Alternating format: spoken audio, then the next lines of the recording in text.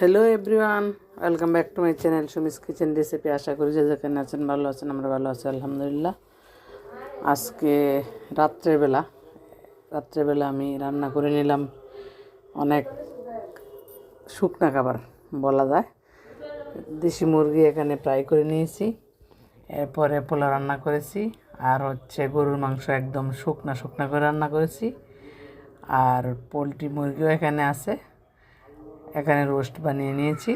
শুকনো করার কারণ আছে একটা, আমরা ইনশাল্লাহ বাইরে যাব, তো ক্যারি করতে সুবিধার জন্য এরকম শুকনো খাবার বানিয়েছি আজকে। তো আপনারা এরকম শুকনো খাবার বানাতে পারেন আমার মতো।